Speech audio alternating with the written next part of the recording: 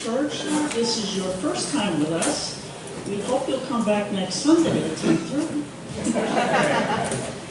You know, there was a saying, I don't recall if it was a commercial or if it was on the Food Network, but the phrase was, everything is better with butter. Well, everything is better with prayer, and that is our practice here. So we're going to open with a prayer. Let us pray. Loving God, we give you thanks for this beautiful day, for the signs of your hand all around us. We pray that you will bless our gathering today as we learn a little bit more about our community and the decisions that it faces. Bless the words that we say, the thoughts that we think, and our communication with one another. Amen. Amen.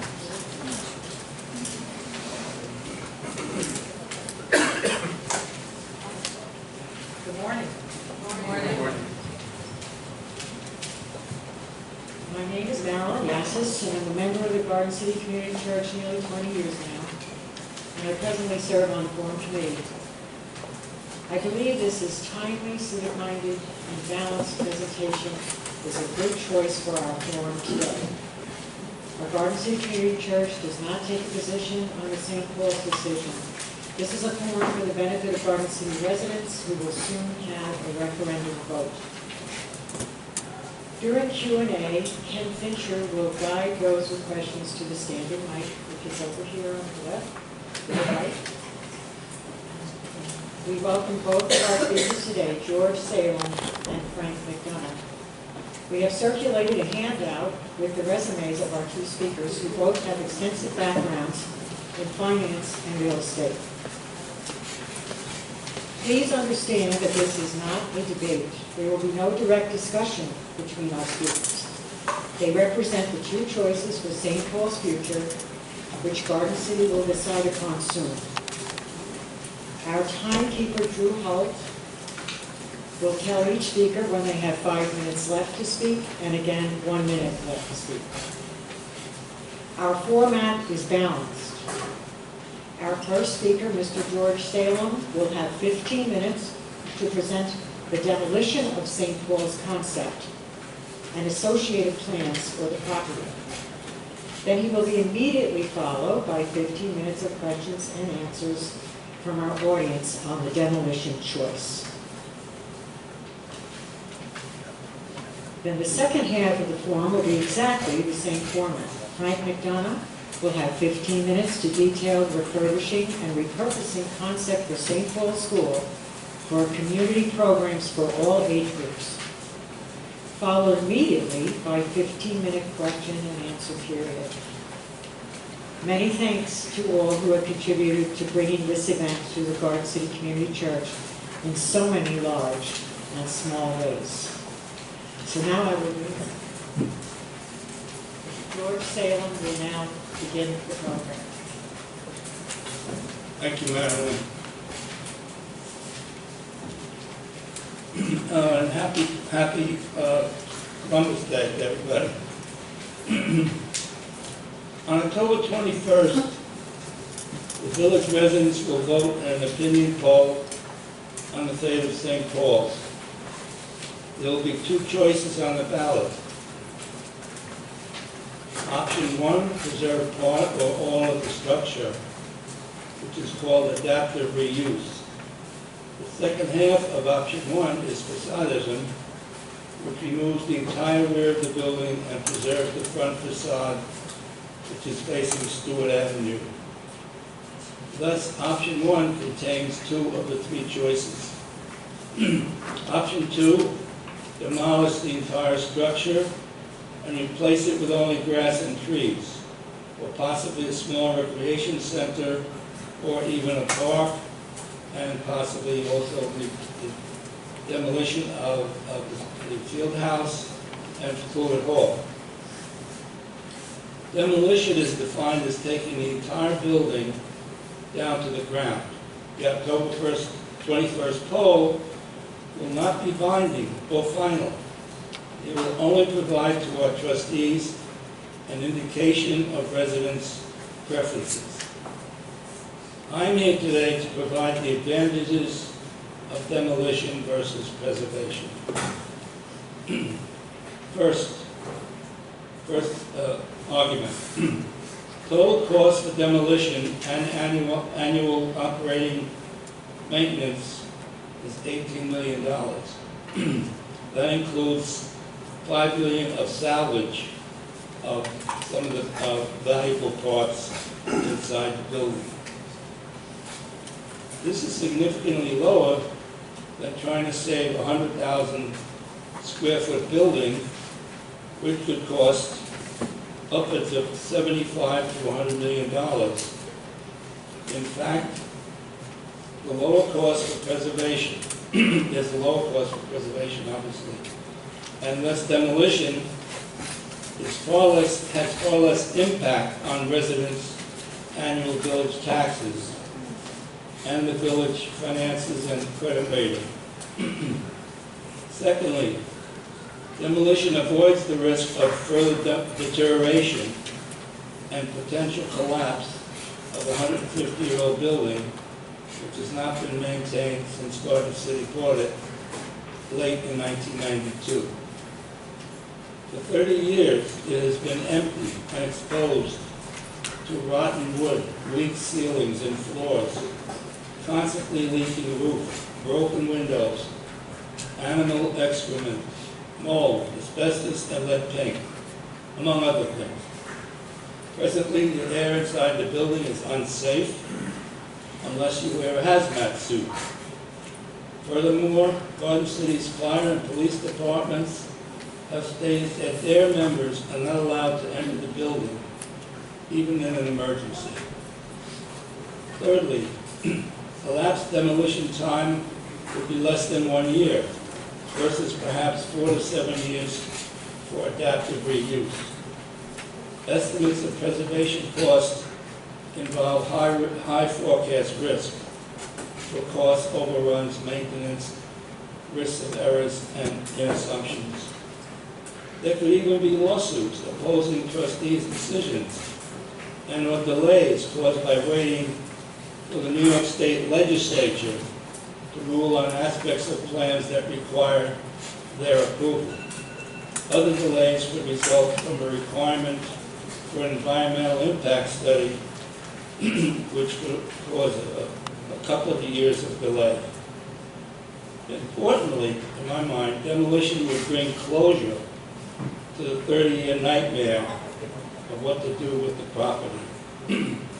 Number 4, expenditures on the building could, what I would use the term, crowd out essential planned village capital spending on necessary public works projects, as well as regular village operating costs, not to mention planned project spending by the school board, whose taxation affects Garden City's residents' pocketbooks.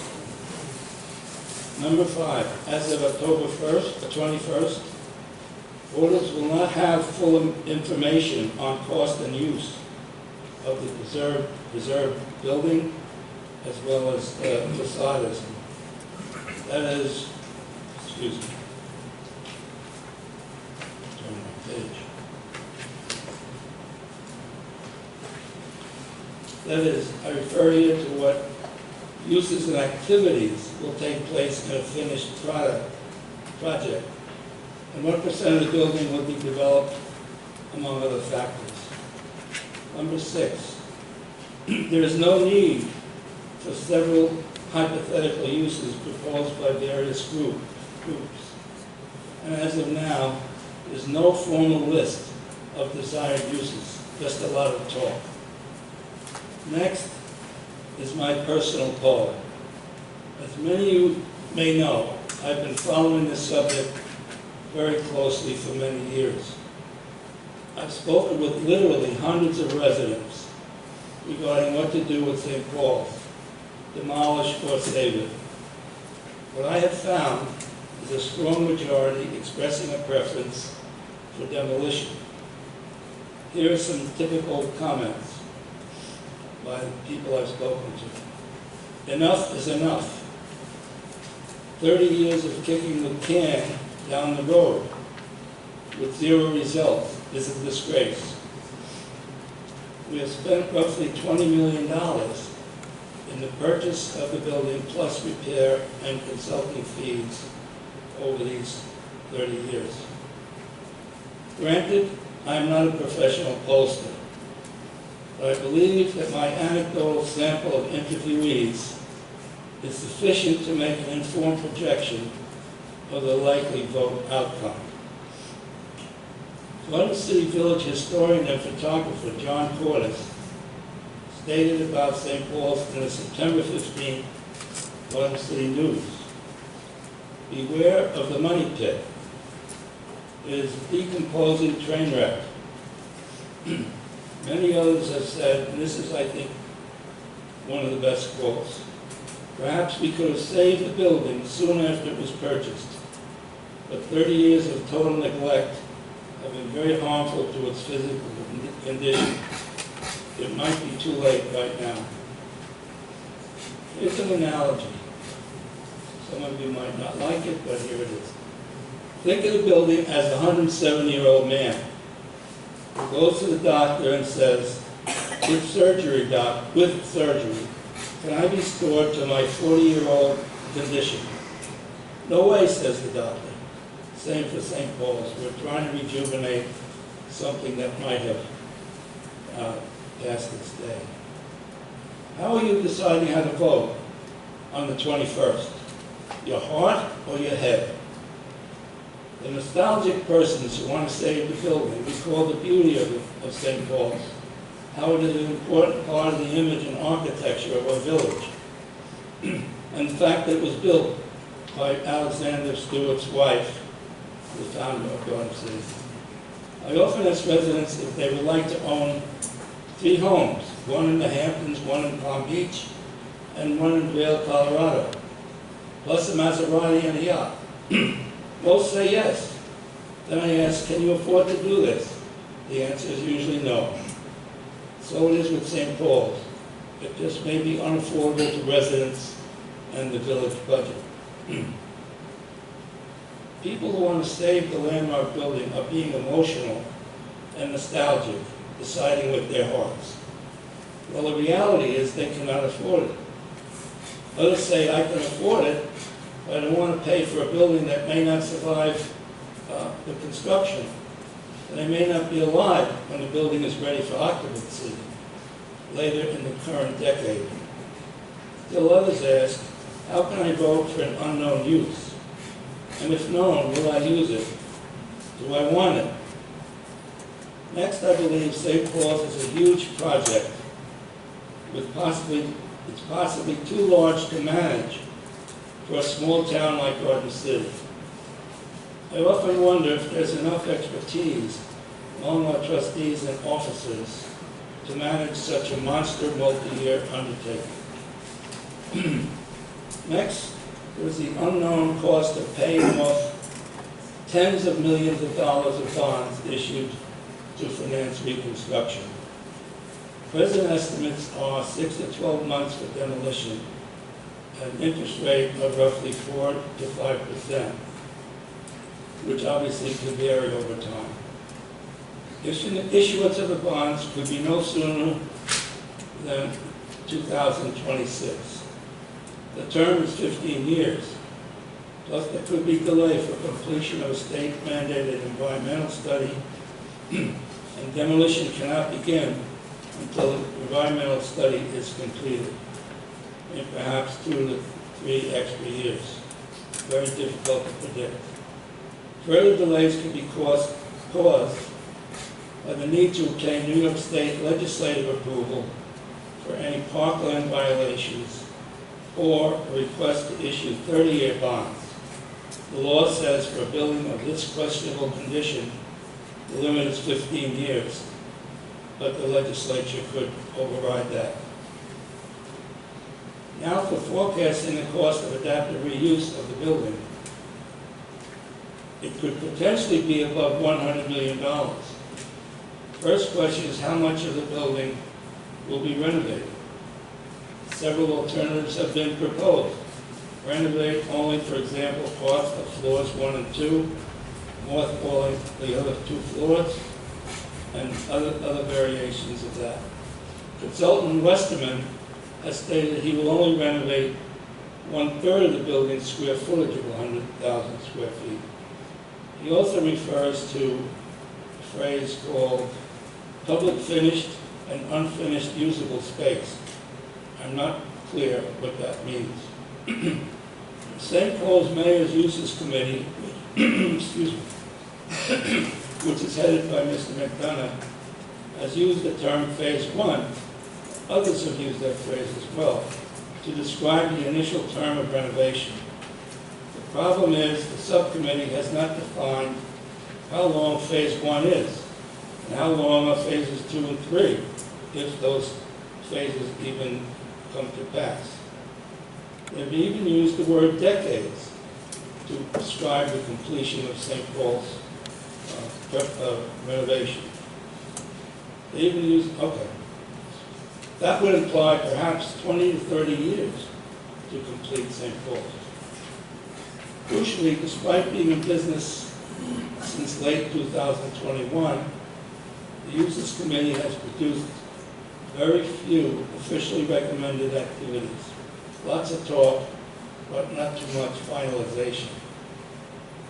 Turning to financing, all amortization costs would be borne by Garden City residents and landlords, and that amount added to their village tax every year, and it would be based on the assessed value of each property and their current village taxes.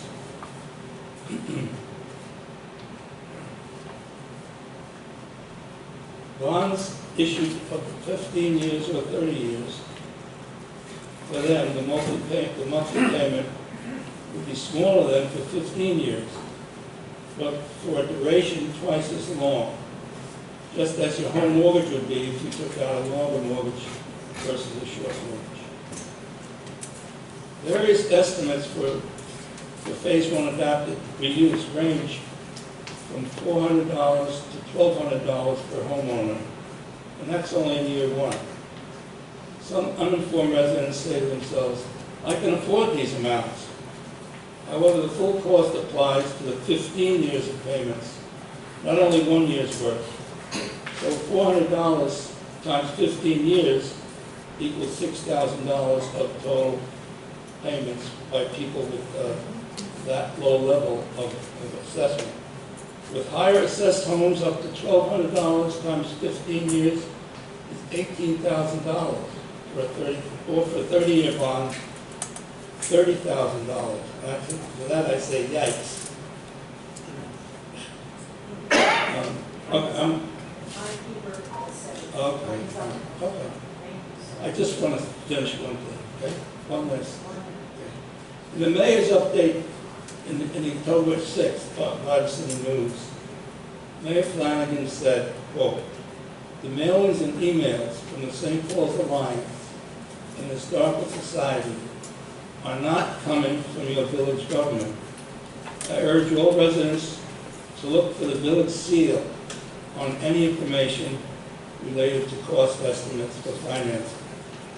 Thank you. And don't forget to vote.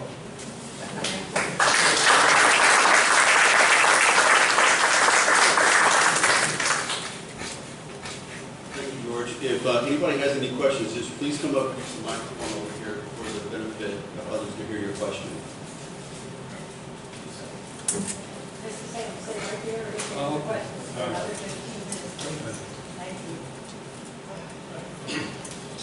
I've been paying attention to this issue, and I've been to pretty much every POA meeting and every mayor's and trustee meetings, and I never once heard the figure that adaptive reuse would cost $100 million or more. I'm questioning that figure, and I'd like you to support that figure, because what I've heard at every other meeting is that it would be 40-some-odd million, not 100 or 100+ million dollars. The 100 million is not my prediction. It's what the ultimate cost could be over time. The 46 is for partial renovation of the building, not the complete renovation. The Westerman estimate was for $30 million on top of the 46 that Westerman originally proposed. There are other uncertainties that would bring the number up. Nobody has the exact number of what the repair of St. Paul's would be. There's too many unanswered questions, and please don't assume that I'm predicting 100 million, but it's not going to be 46 million either.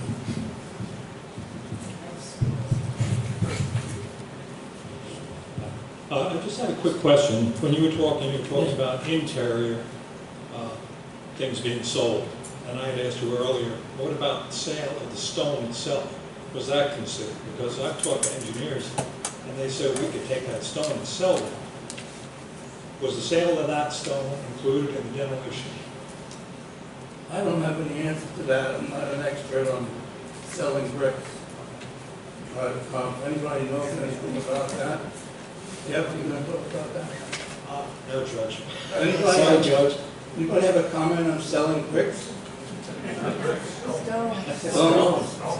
Well, they don't. All right.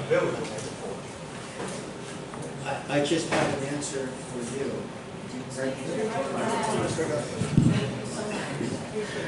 Thank you. I'm just make their, say who they are. We'd like to, Yes, please say who you are and your village resident. My name is Jeff Cunningham. Yes, I am a village resident. Okay. Now, to your point of $46,000, $46 million, I'm sorry. To your point of $46 million, the report that was just presented at the Finance Committee was in the neighborhood of $53 million. Now, here's the issue. The issue is that $53 million is predicated on the mayor's,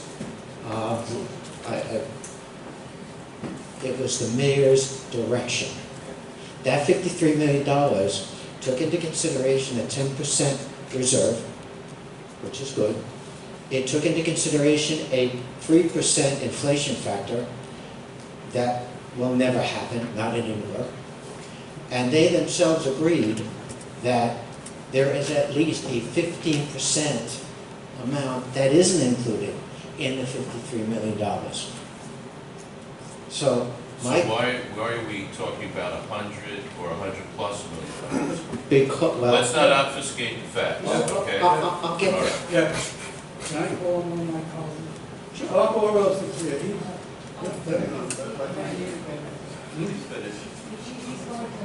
Okay, well, right People now, here who are hearing this for the first time are hearing erroneous figures. You're admitting that they're erroneous because you're talking about 40s into 50s. The gentleman up there just said 100 million or more.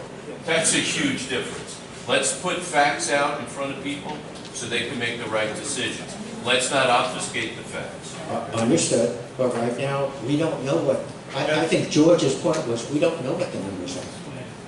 I'm going to call on one of my colleagues. I don't know. You're going to hear it. You're going to hear it. Okay. Thank you. Sir?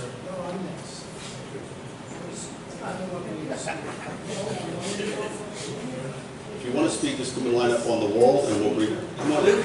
This is Bob Oros, who's done a lot of work on cost. My name is Brian Gawney. I was on the Board of Trustees for 12 years. I was mayor of the Village of Garden City. There's nothing wrong with keeping the building or tearing it down. It's what you want to do. That's the problem. There is no quit. The 100 million comes from, and I know the number, the 100 million comes from the 49 to 52 to kind of do a half-saved mothball plan. You'll get a couple rooms, and then there's nothing else. The 100 million comes from what you want to do after that. Okay, it's a speculation. Could be 70, could be 120. If you had looked back a few years ago, I proposed the concept, the board did, propose the concept, just the concept, for a full-blown recreation center. What do you want to put in there? An indoor turf field?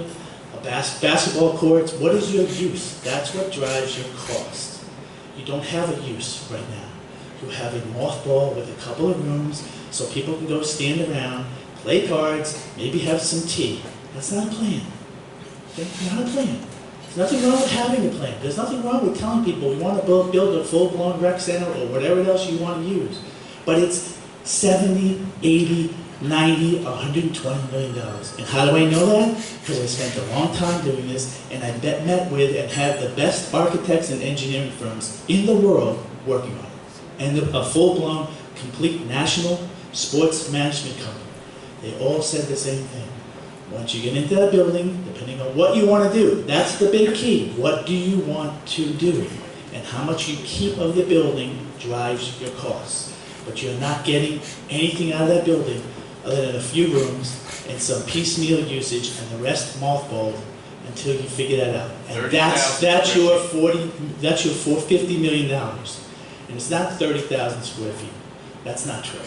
Okay? But again, even if it is 30,000 square feet, multiply it times 4, because it's 120,000 square feet, that building. That's your number.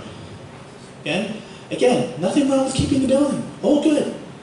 Nothing wrong with taking it down. Let's just have some honest. Excuse me. Once again, Excuse me. You want to talk? addressing my comment. No, I'm not. And you keep obfuscating the facts. I'm not. 30,000 square feet, and you're equating that to a few rooms where people are standing around, Yeah. is a ridiculous Why is it statement ridiculous? of Why is it position. ridiculous? What's your use? Tell It's me the use. absurd. Tell me the use. There are many. You can't put a basketball court in there. You can't put a field. Nobody wants it. So what are you Nobody doing? asked for a basketball court. But to say it's a few rooms, when it's 30,000 square feet is We have to keep a control on this. Thank you. It's an emotional issue. People can't take the mic and just lie, which is what's happening. Please do not continue. We're going to be civil. We're going to be civil, give people an opportunity to talk. And an opportunity to answer. Do you have any comments regarding what he was saying? Bob, you have a question for our speaker? Well, yeah, I'm going to say some things. Bob Rose, I'm formally with the Finance Committee, Subcommittee for St. Paul's. There is question of what's been brought out, that all these numbers, 46 million or 52 million or whatever, doesn't include certain add-ons. One thing that hasn't been added on is the interest on the bond, which right now the interest rate is 4.2%. So at $52 million, we're looking at over a 30-year bond of almost $56 million in interest. That already brings it way over $100 million. And then we also have to include the cost of maintaining the building, the cost of utilities, and the cost of everything else that goes into an ongoing structure. That, to me, it was reported by, stated by Westerman, could be anywhere between $1.5 million and $2 million annually. So with 30 years, you're looking at almost $60 million on top of that. Add them all up, I come out to almost $200 million over 30 years. That's your number.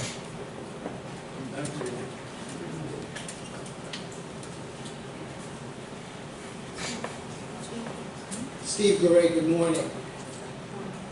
I believe Mr. Salem sort of asked for clarification on something he was discussing. Pull up the microphone. Is that better? Thank you. Demolition, the number has been 17.6, which includes salvage. But there is another number that the mayor put in, and the board put in, and Weston put in, that was 12.8 million if you didn't do the salvage. So there is an issue as to what the salvage could be, would be, and that has to be further evaluated, because as far as I think everybody will agree, we don't really know who evaluated the salvage number to be what it is in that estimate. So that's number one. So we have some, I think we have some clarification on that.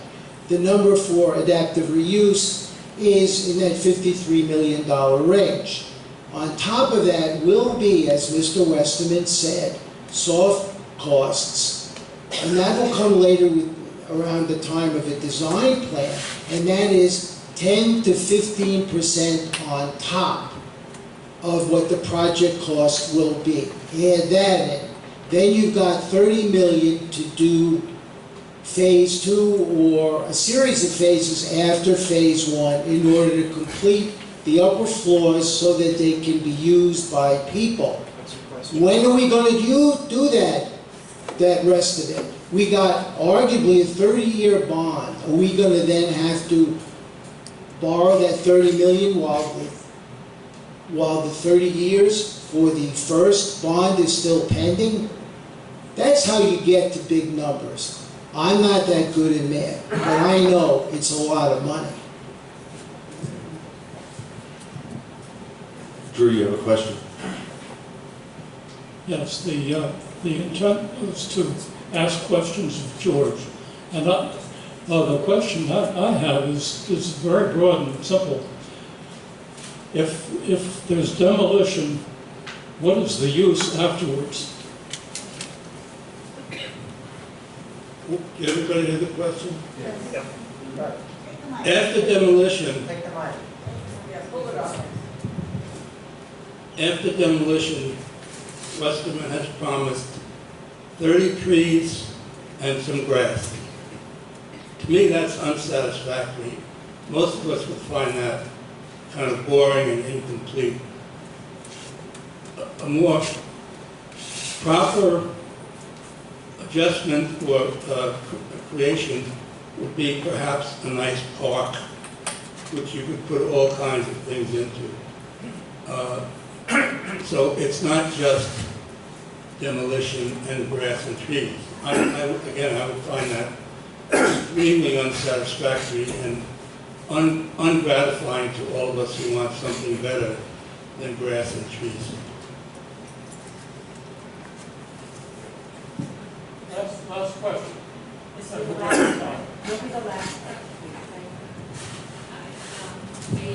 Thank you, everybody, for coming out with all your opinions, because, yes, thanks. I thank you, everybody, for all your opinions. It's good to hear what everybody has to think, because it really gives us more information on what we need to look at. I believe that the gentleman here said that the emails and that are part of the mailings, you only should be looking at the village government's emails. That is not a good way to proceed for any kind of debate. We need to hear all sides. It is really understandable that the village wants to put out certain types of information. And I think it behooves us to hear what other options there are. There is a group out there who have done major research, who have enlisted Westerman Engineering, who have enlisted numerous people who are volunteers, who have gone through great lengths to get accurate information. There is other information out there. If the village is not providing you with the other information out there, I think it is their job to do so. And I think that we need to call upon the village to inquire what other options there are out there, particularly from the Alliance, the group of people who have put so much time and energy into finding out the best way that we can utilize this historic space. This is a historic town, and this town has historic buildings. We have all moved here for that purpose. And I believe that we need to remember to find all our information, not only what the village government is putting out. Please go to the Alliance and try to find out more information for yourselves. Thank you. Can I just respond to that? Oh, I'm Cindy Retigliano. I want to respond to her. Bye. I have no objection to hear other people's opinions, but they have to be factual, honest, not exaggerations and propaganda. And that's what some of the other sources have been perpetrated on Facebook and the Alliance mailings, etc. We don't want lies and statements like the fields will be Okay, thank you. unusable for the next George. 5 years. Okay.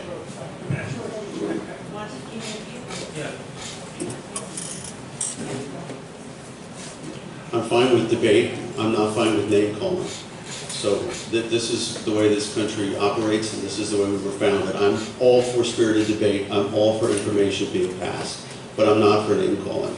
And so let's try and refrain from that and stick to the facts. And I want to announce our next speaker. Thank you so much. And now I will invite Frank McDonough to come up, please, and give his presentation. Thank you so much.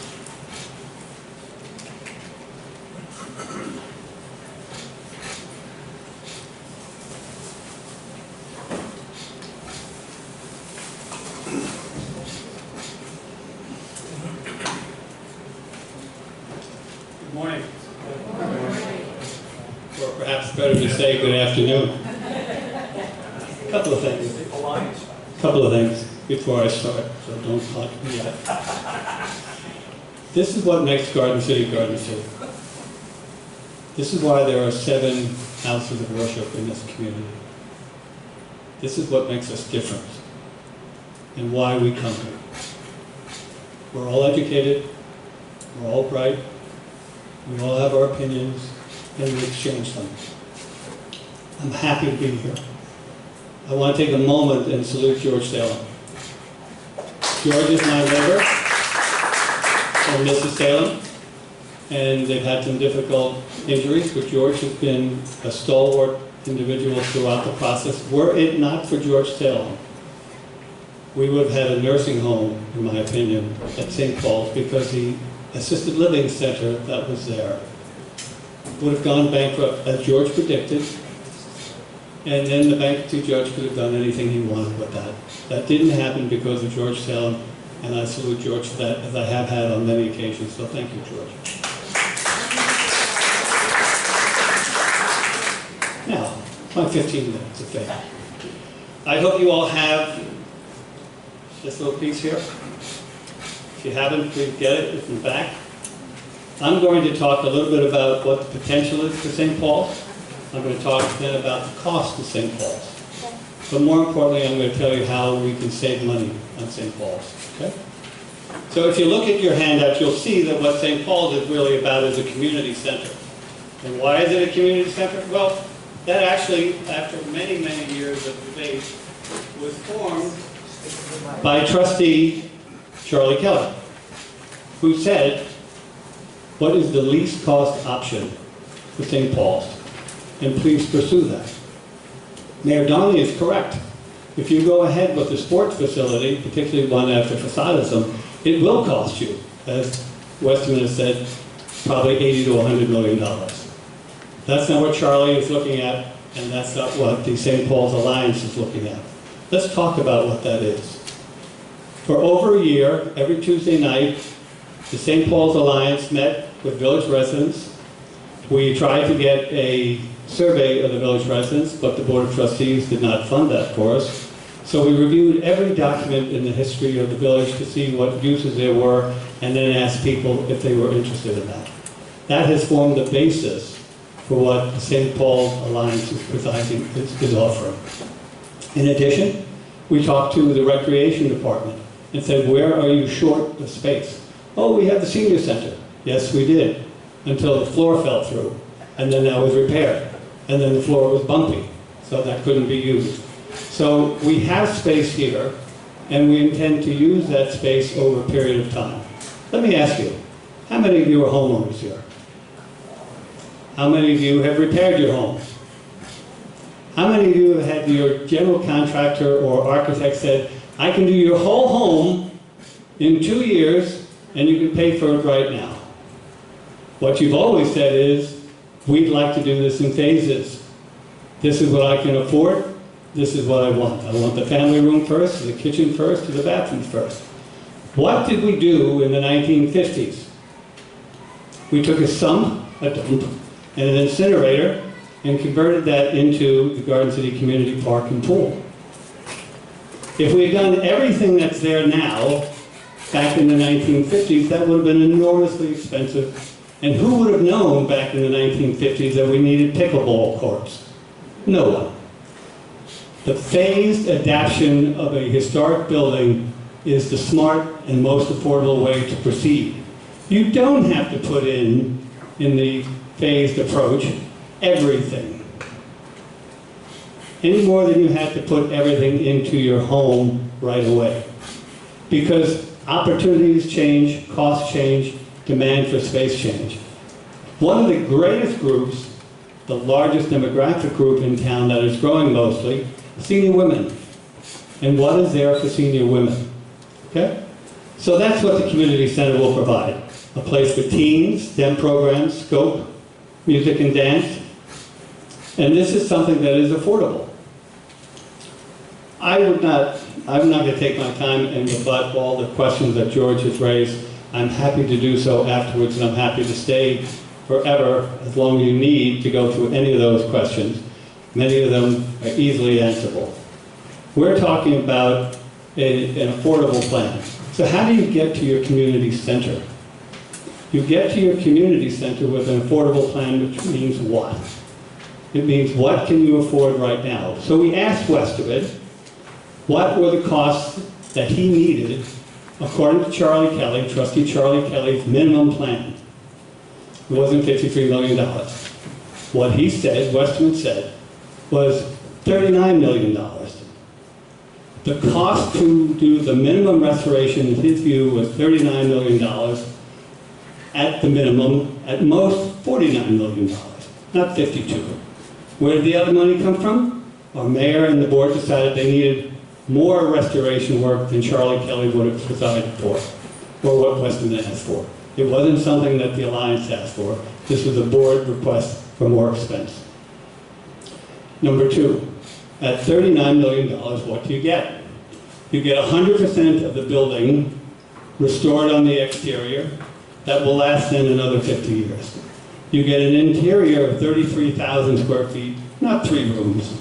Come on. It's 3 floors. It's the basement, the first, the second, and part of the 3rd floor. What you don't get, and you also have heating, cooling, and the restoration of the wings as well. So why is that important?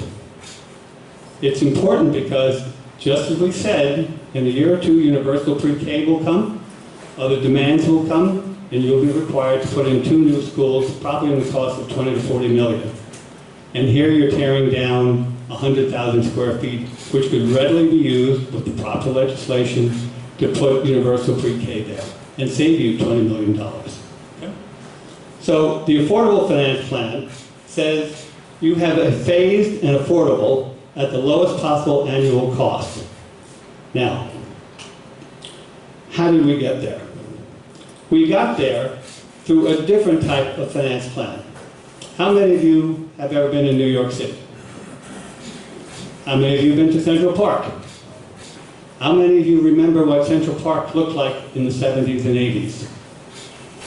What was it like? It needs work. It needed work, right. And what happened? The Central Park Conservancy was created, and that conservancy took over the operation and maintenance of the facility in cooperation with the City of New York. Just like the MTA works in cooperation with the City of New York, just like the Triborough Bridge Association does, a separate organization took over a job that the city could not do. That's what we're proposing here for the Village of Garden City. A 501c3, the St. Paul's Conservancy, has been in existence since 2003. The St. Paul's Conservancy can do things the village cannot. What are those things? It can raise philanthropic money, and our own test of the market, along with the St. Paul's alum, feel we can raise somewhere between $5 and $10 million to support the operation, maintenance, and capital program at St. Paul's. What else can the Conservancy do? It can operate and maintain the building, much as the Central Park Conservancy operates and maintains Central Park. Would anyone suggest that the Central Park of the 70s and 80s is better than the Central Park we have today? No, it does not. And in this case, we can offer the same. The Central Park Conservancy, like many other 501c3s, universities, hospitals, etc., can raise money on terms that are more effective, cheaper, and more efficient than can the Village of Garden City. How is that so? The village, like any other government, is limited by the New York Public Finance Law. The New York Public Finance Law dictates how much you can borrow, under what terms, and when you must pay it back. A 501c3 does not have those limitations. Just like the Central Park Conservancy, just like the Museum of Modern Art, just like the Metropolitan Museum, just like the Delphi, just like all of those charitable organizations, 501c3, you have an opportunity not to be stuck with 10, 15, or even 20 years. You can borrow money for 30 plus years. What does that mean for you? It means less expensive money. Second, in addition to less expensive money, it has a much quicker and more efficient procurement process. What does that mean? What does procurement process mean? That means the ability to bring in trades and talent and have them work on your project. In a village or town or county or state, everything is done by competitive bidding. Governor Andrew Cuomo discovered when he tried to do the Tappan Zee Bridge that his original bids were $5 billion. When he discussed this with his advisors, he got special legislation to change his competitive bid to a design-build bid. The design-build bid brought in his cost at $3 billion, saving 20 to 40%. In our case, the St. Paul's Conservancy has the ability to do design bid rather than competitive bid procurement. Almost every expert in the area will tell you that design bid can save you 20 to 40% of your procurement costs. In fact, if you were to go back through the literature, even in the Village of Garden City, where we talked about some of the costs of our water department, you'll see a statement in there to that effect. So, let's talk then about what the numbers say. These are numbers computed not by the village experts, but by nationally, internationally, I should say, known financial institution. They have been involved in more tax-exempt financing than almost any. And so we asked them for their view on what the interest rates and possibilities were. Here's what they told us. That a $39 million facility would cost approximately $2.3 million of debt service, which translates into an average annual cost, let me explain that, of around $325 per household. There are about 8,200 households in the Village of Garden City, 8,200 taxpayers in the Village of Garden City, commercial, industrial, and residential. We assumed approximately 7,000 as residential, and then for purposes of analysis said if all 7,000 has to pay the same amount, what would that be? And at $39 million of borrowing, that would come out to about $335 average annual cost. Now, the village did a great job last week in saying, what does that translate into assessed value? Well, we did not have Irene Boo or anyone to help us, but we were able to figure out a few things. What the average annual assessment per 1,000 that the village had for a comparable project was around $32, $33 per 1,000. On our plan, that number is actually quite different. It's around $26 or $27 per plan. What does that translate into? It translates into a median household assessment of between $210 and $220 per household. On the low end, if we went up to $49 million, it would be around $260 to $275. Now, we've heard a lot of numbers, 100 million. All of this has been the boogeyman. There are two things that we should know about this. When you did your home renovation, you had a budget. The budget is what we have here. Adaptive reuse, community use, is the only use that allows you to have a budget, which means you don't spend more than that. If you want to spend 39 million, that's what you spend. If you want to spend 49, you spend 49. And as to the point about 5%, 10% soft costs, they apply to each and every one of the other options you have. It isn't just adaptive reuse. The difference, though, is in an adaptive reuse community, you have your soft costs in an interior construction. That's like paying your decorator. As opposed to facadism, and in particular to demolition, you don't know what your final costs are. Because with facadism, you don't know what your final building is. And that is going to require a huge amount of engineering work if you look at the village's own documents. So when you have a chance, and I am here as long as you have a question, the community center increases your property values 3 to 8% within 2 years. It will take no more than 2 years to implement the community plan, as opposed to the litigation that would go in with any kind of demolition work. That, even by the mayor's own group of experts last week, would be about 4 years before you even got to the issue of whether or not you could proceed. And if you did proceed for demo or for partial demo for facadism, you would still need a vote of the people, a general obligation vote, to decide whether or not you would fund it. So you could proceed for 3 to 5 years or more, come to a village vote and lose the village vote, and you're back at where you are. With Adaptive Reuse Community Center, you have an opportunity to have a phased, affordable project within 2 years. And as for seniors, let's be clear. We all will be seniors one day. The St. Paul's Alliance is sensitive to the fact that people on fixed income with defined costs and obligations have to be accommodated, and they will. I'm available for your questions. Thank you very much.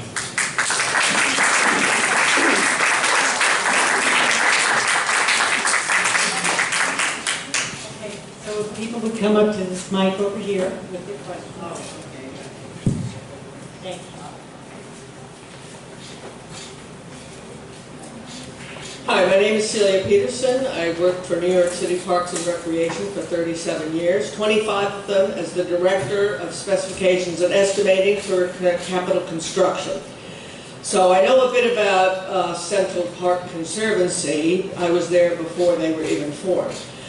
Central Park, as you know, is surrounded by corporations, the wealthiest people in the whole world, and they fundraised from those individuals and corporations very successfully, and some individuals gave $100 million. You know, they just had a lot of money. I don't know that we could duplicate that here in Garden City. We're not surrounded by wealthy corporations. I mean, you might be able to raise a little bit, but nothing even close to Central Park Conservancy. I mean, there's a reason why there's no conservancy for Baisley Pond Park in southern Queens. They don't have the money. They can't raise it. And not every 501c3 corporation is successful. You know, some of them, when they don't raise enough money and don't get enough volunteers and can't justify their existence, they go under. So, anyway, that's my comment about the idea of a conservancy, which I think would not work here in Garden City. Well, thank you so much for that. So, here's what you need to know. You need to know that 10 years ago, we did have a fundraising campaign, and we did have pledges for $5 million. That was when homes cost half of what they do today. The homes in Garden City, when I grew up, the most expensive home was on 4th Hole and up on Carteret Place, $250,000 from Mrs. Gurney. That home is now worth $5 million, if not $8 million. So home prices change, and this is not Queens. We have a huge new demographic coming into town who have a lot more issues and a lot more opportunity. Let me give you one factor, just one. On one day, the Council 1869, mostly people who recently moved into town or fairly young, raised $250,000 for charitable work. Now, forgetting the charitable aspect of it, what you didn't address was the aspect of the financing, which will save considerable amount of money, 2.3 million annual debt service worth versus what the village's computation was of 3.5. That's about a 50% discount. And second, the procurement process, which is a 20 to 40% discount. So yes, there may be things that they may not want in a conservancy, but our task was to find, according to Trustee Charlie Kelly, what was the minimum possible use. And the numbers we used were by the village's own cost estimator, who came in with 39 million, which is what we could do. Could we go lower than that in the conservancy? With certain financial techniques, we could bring it down significantly more if we wanted. Next question. My name is Bob Stark Jr. Please don't confuse me with my father.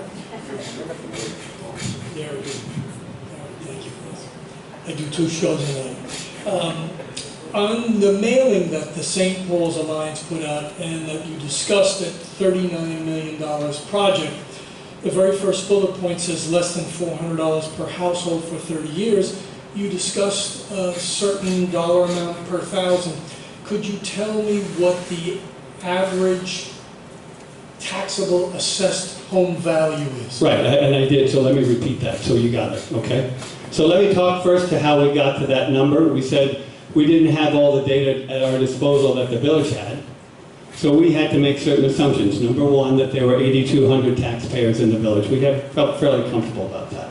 And so we said, let's say commercial, industrial, et cetera, we'll go with 7,000 as the annual for residential taxpayers. Then we looked at our debt service, and that debt service was 2.3 million to 2.9 million. And then we divided that by 7,000, and that came out to the number that I had, let me just make sure we're correct, which was 335 average annual to about 410, rough justice. Okay? Now, let's take that on an assessed value.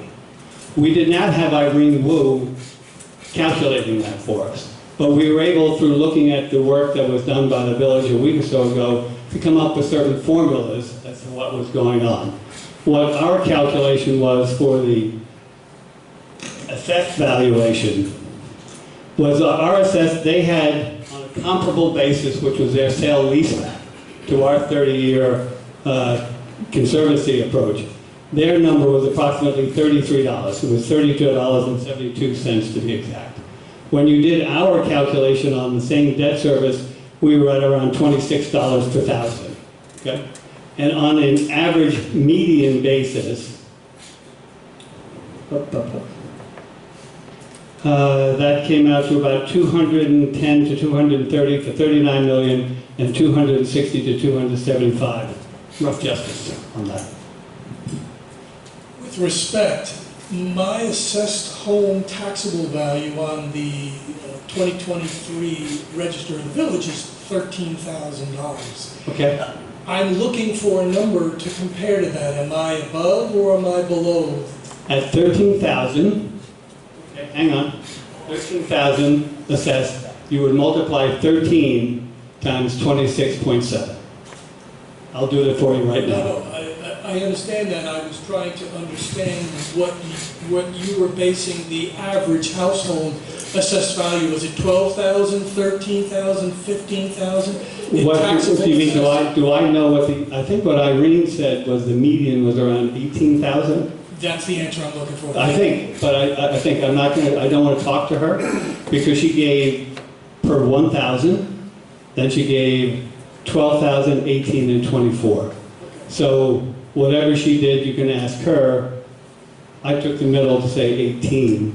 She said the average home value was 800,000 average. Look, if you're living in the estates and central section, you're going to pay a lot more. If you're living in the east and the west, you're going to pay less. And we'd be happy to take you through that again.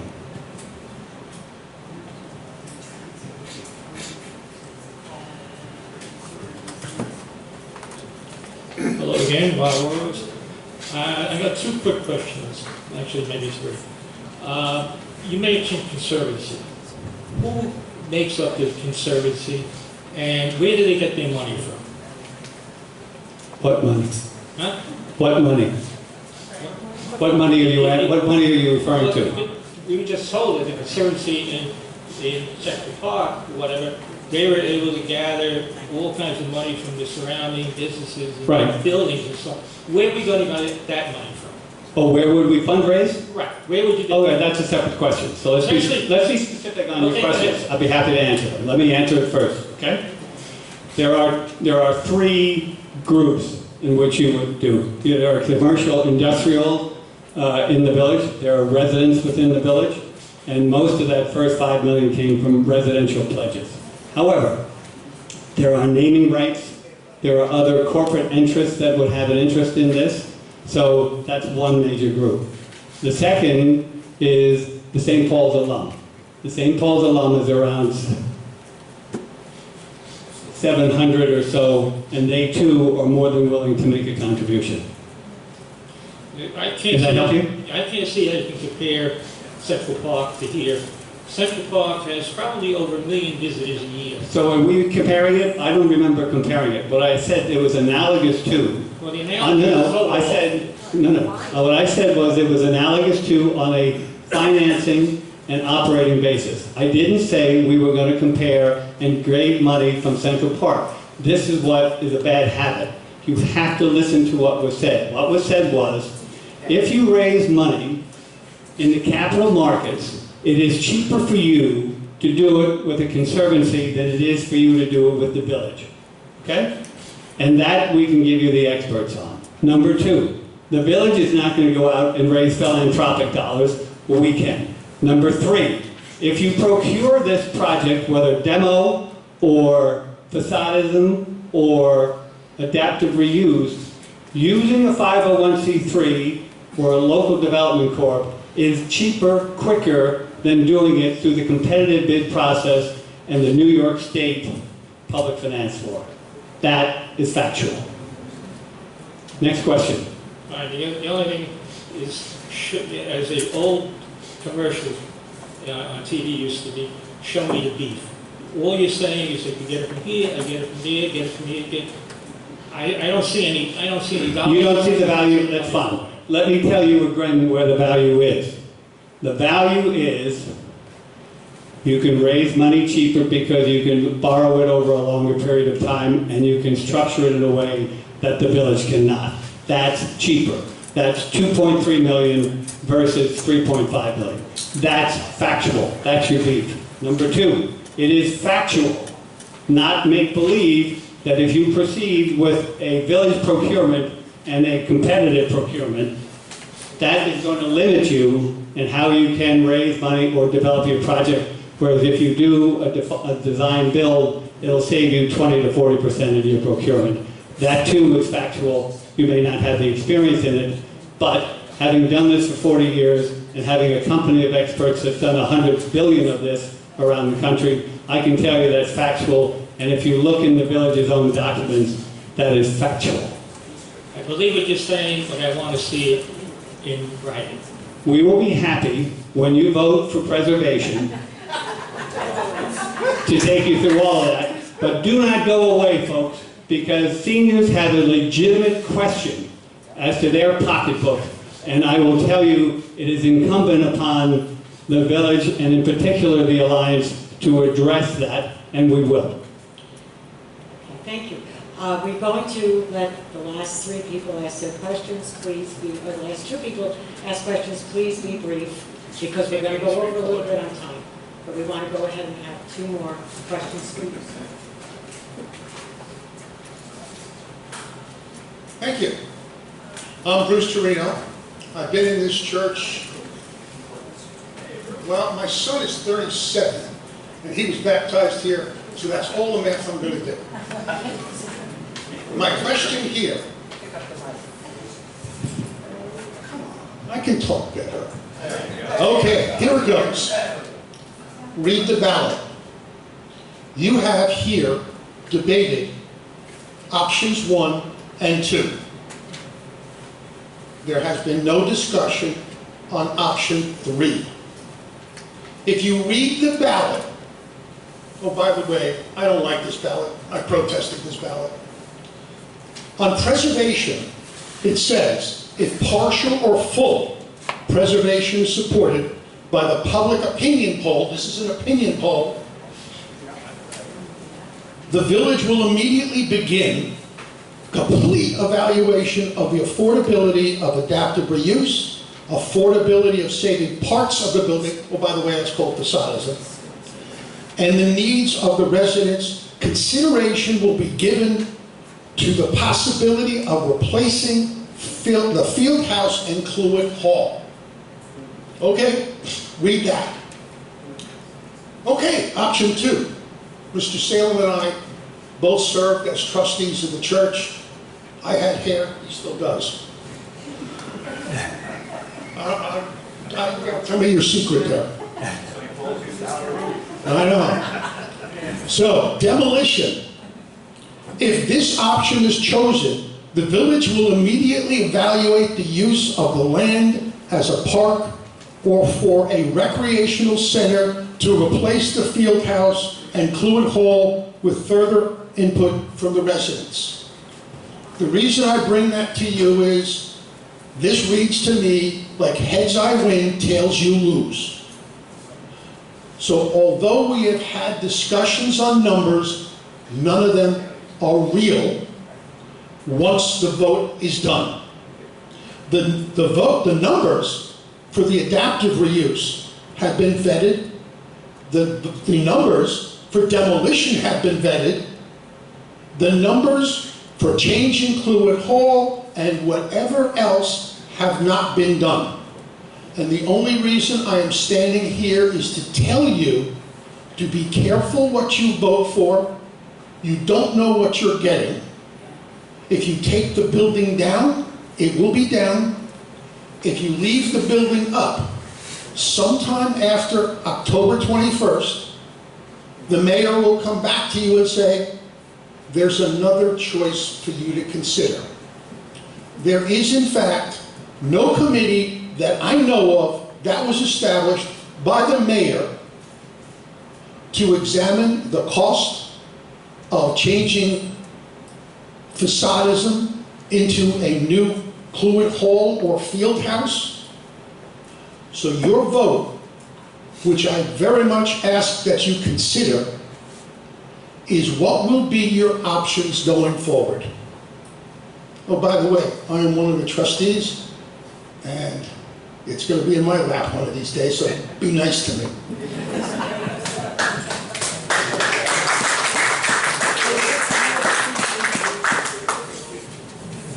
Well, it's nice to be brief when everybody else has taken their time and given speeches, as that gentleman did without ever asking a question. What was your question, sir? There was no question.